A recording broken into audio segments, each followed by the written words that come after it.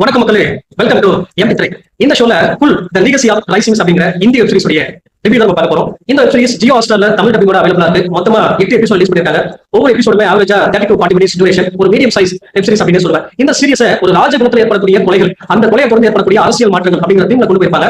அந்த ராஜாவுக்கு மொத்தமா 3 பசங்க இருக்க மாதிரி காட்டுவாங்க. அதுல மூத்த பெண் வந்து பாத்தீங்கன்னா இந்திராணி. சோ இவ தான் ஒட்டுமொத்த ஃபேமிலியுமே டேக் பண்ணி கொண்டு போயிட்டு இருப்பா. சோ இவனுக்கு குழந்தை அப்படிங்கிற ஒரு விஷயம் இல்லாம இருக்கும். அதுக்கு காரணம் அவனுடைய ஹஸ்பண்ட். சோ அவன் வந்து ஒரு கேவா இருப்பான். சோ அவன் வந்து ஒரு சிஎம் பையனா காட்டுவாங்க. ரெண்டாவதா இன்னொரு பெண், இவன் போய் பாரின்ல படிச்சுட்டு வந்திருப்பா. இவன் ஒரு பில்டிங் கமர்ஷியலைஸ் ஆகணும் அப்படிங்கிற மாதிரி ஒரு முயற்சியில் ஈடுபட்டிருப்பா. அதுக்கான வேலைகளை பண்ணிட்டு இருப்பா. மூன்றாவது வந்து பாத்தீங்கன்னா அபிமன்யு அப்படிங்கிற ஒரு பையனை காட்டுறாங்க. இவன் ஓவர் ஆட்டிடியூடான பர்சனா காட்டுறாங்க. ஒரு இம்மெச்சூர் பர்சனாவும் இருக்கான்.